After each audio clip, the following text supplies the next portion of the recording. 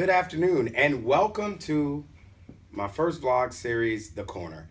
Really excited about launching this project, excited about being able to talk about different issues of interest and politics for me. I'm glad this is something that my team came up with as a way for us to communicate with you and talk to you about the issues that are important to you, to your life, and to our neighborhoods. And so, as you know, The Corner has always been a traditional place where we go to exchange ideas, whether it's seeing brothers on the corner playing dominoes and just talking about the problems and the troubles of the day. And so we hope that this will be a great information source for you. We hope that it will be an opportunity for me to continue to live out what I hope to be my mission, which is to educate, empower our community so that we can be better and be stronger. So with that in mind, welcome to The Corner. Right?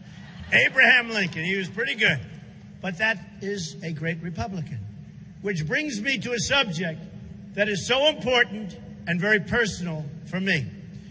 Nothing means more to me than working to make our party the home of the African American vote once again. Used to be.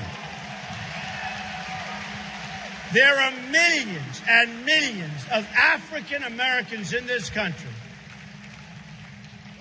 who have succeeded so greatly and who deserve a government that protects and honors their incredible contribution. So many have been so successful. Very nice. So today's first blog post is dedicated to Mr. Donald Trump, the Republican nominee for the presidency of the United States.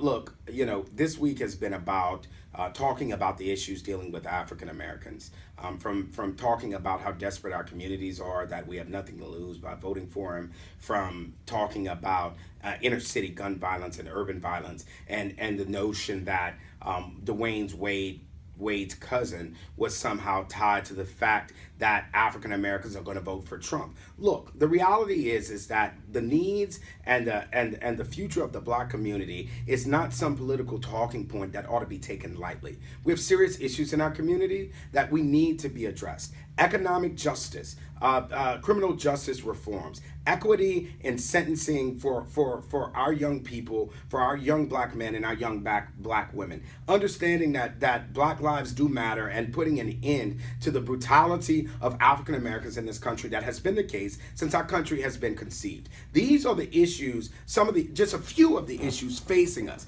We share the same common concerns of every American in terms of wanting access to health care, in terms of wanting to be able to live the American dream and build something that our families can be proud of in terms of a legacy. That's what's important to African Americans in this country. And so the reality, I would say to Mr. Trump, is that we're not all thugs, we're not all gangsters, and we're not all people living on the poverty line like this is an episode of Good Time.